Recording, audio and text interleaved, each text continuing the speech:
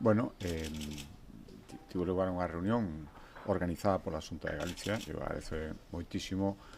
a todos os que acudiron o seu compromiso, sobre todo o resultado da reunión. Tratábase de, por primeira vez, manter unha reunión entre os representantes españois, tanto das comunidades autónomas como das entidades locais no Comité de Rexións e os eurodiputados e eurodiputadas dos dous principais partidos aquí no Parlamento Europeo para poñer en común as intencións e o noso plantexamento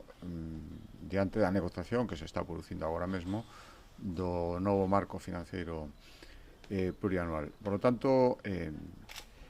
hai 2 meses, 3 meses, no mes de outubro, tivo lugar unha reunión en Santiago de Compostela de todos os representantes en España do Comité das Rexións, donde acabou con a declaración Galicia chamouse, e donde poñamos negro sobre blanco o que entendemos dende o Comité das Rexións que debe ser tido en conta a hora de negociar este novo marco financiero. E a razón de que estiveran os diputados foi que no Parlamento Europeo estes dos grupos nos están dando un apoio claro que lles queríamos agradecer e comentarlle como vemos a situación nestes momentos. A influencia do Parlamento é moi grande a hora de ter capacidade de que avance ou non avance esta negociación no seno da Unión Europea. Polo tanto, agora mesmo está mantendo as mesmas posturas que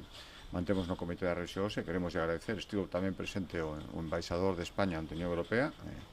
na REPER, bueno, o que manifestou ali é que a postura do Goberno de España, do Goberno Central, coincide coa dos representantes, coa nosa postura no Comité das Rexións e coa postura tamén dos nosos eurodiputados. Por lo tanto, actuamos unidos. Queda un longo camiño por diante, pero eu espero que se manteña esta unidade e que ao final cousas fundamentais que defendemos teñan éxito. A primeira é que a política de cohesión ten que seguir sendo fundamental. As comunidades autónomas, que somos as que executamos unha parte moi importante dos fondos europeos e ademais as executamos con moita eficacia. Estamos vendo agora, por exemplo, cos fondos MRR, os fondos Next Generation, que foi unha execución centralizada con moitísimos fallos e moitísimas ineficacias. Isto é o que se pretende agora neste novo marco financiero, por lo tanto, lanzamos esa mensaxe de que non se cambie o modelo que estaba funcionando, por lo tanto, necesitamos que siga a cohesión, necesitamos saber as cantidades certas das que vamos a dispoñer, non pode quedar a decisión de cada Estado o que vai repartir de fondos europeos entre as rexións e os concellos, e ao mesmo tempo tamén no diseño das políticas nas que se van a empregar eses fondos necesitamos ter a participación que temos a toda agora co Estado, co noso Goberno Central. Non pode ser que sexa o Goberno que decida exclusivamente o que hai que facer en cada rexión, en cada concello cos fondos europeos. Entendemos as complexidades, entendemos que estamos ante un novo escenario, entendemos que tamén hai outras prioridades,